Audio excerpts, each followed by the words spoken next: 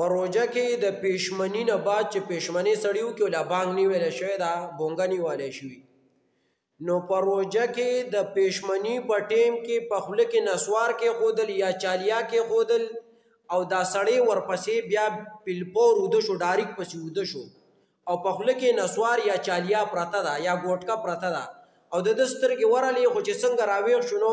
بانګونه ویلی شو صبح صادق ختلی لکه د روژې د بندېدلو ټیم اوټ شوی نو آیا د دې سړي روژه ماته ده او که نه چې دې د هغې نه وروسته پاسي او په سمه طریقه د نسوار او د چالیا ګوټکه وغیره توم کی او بیا چې دی نو د هغې نه پس روژه کی نو آیا روژه کېږي که نه کېږي نو لحاظه روژه نه کېږي روژه ماتې ده د دغې به قضا راوړي کفاره پې نشته دی چې په خوله کې نسوار کېږي یا چالیا پکې کېږي یا پرمیټ وغیره سسیز پکې کېږي د دې په شان چار یو څیز وي که نشه ورکړي او که چېرته خوږوالی دې په کته ځي چې راپاسي او روژې ټیم اوړېدلی او بیا یې توکو خوله وینځله روژه یې ماته ده د دی به قضا راوړي کفاره پې نشته دی بله مسله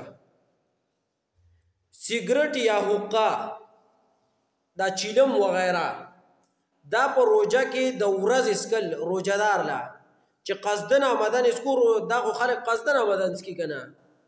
نو دا په روژه کې سیګرټ حقه یا دا چیلم وغیره دا شیزونه سکل د دغه که چا د ورځې وسکلو نو روژه هم ماته ده او کفاره پې هم لازمه ده که د ورځې په روژه کې چا سیګرټ یا حقه یا چې دی دا چیلم وغیره دا سیز وسکو د ورځې نو د دغې سړي روژه هم ماته ده دغه کوي او د دغې به کفاره هم ادا کوي پوه شوې سیګرټ څکل ناروا شو په روژه کې بله مسله په روژه کې د ورځې استمنا بلیت کول یعنی مشتزني کول په لاس باندې د ځان انزال کول آیا د دې سره روژه ماتیږي که نه ماتیږي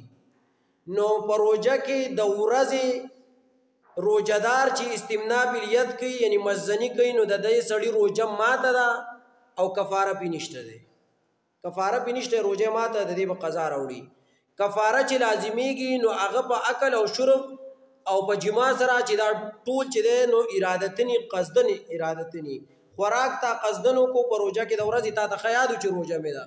یا دې جما وکړه یا دې اوبه وڅکلې او تا ته یاد و چې روژه مې ده نو کفاره په دې کې لازمیږي او استمنا بالید یعنی مزنی چې ده نو په دې کې جما نشته دی جما په حکم کې نه راځي نو لہذا روژه ماته ده او کفاره پې نشته والله اعلم